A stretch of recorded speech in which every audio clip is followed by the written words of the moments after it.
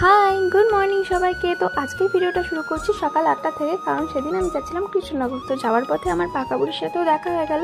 আমাদের কিছু দরকারি কাজ ছিল, তাই সকাল সকালই বেরিয়ে পড়েছিলাম। তো দরকারি কাজ খুব তাড়াতাড়ি কমপ্লিট হয়ে গেছিলো। তারপরে খেয়ে নিয়েছিলাম চা আর টুকটাক কিছু গ্রসারি শপিং করে আমরা বেরিয়ে পড়েছিলাম একটু ঘুরতে। কিন্তু তার আগে ও বাড়ির থেকে যে রুটি ঘুগনিটা নিয়ে এসেছিলো সেটাই আমরা দুজনে মিলে খেয়ে নিয়েছিলাম। তারপরে আমরা চলে এসেছিলাম বেথুয়াডহরি ফরেস্টে। তো সেখানে অনেকক্ষণ ধরেই অপেক্ষা করছিলাম। আর কৃষ্ণনগর থেকে আসার পথে অনেকটাই বৃষ্টি হয়েছিল, তো প্রায় আমরা অনেকটাই ভিজে গেছিলাম। তারপর আমরা ফরেস্টের ভিতরে ঢুকে যাই, সেখানে তো সেভাবে কিছুই দেখতে পেলাম না।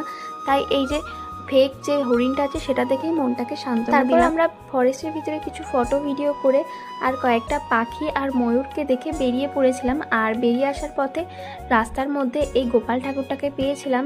তো তারপরে আমরা চলে এসেছিলাম বেথুয়াডহরির একটা রেস্টুরেন্টে বিরিয়ানি খাওয়া দাওয়া করতে। তো চলো আজকের মতো মিনি ব্লগটা এই পর্যন্তই, দেখা হচ্ছে নেক্সট মিনি ব্লগে। বাই।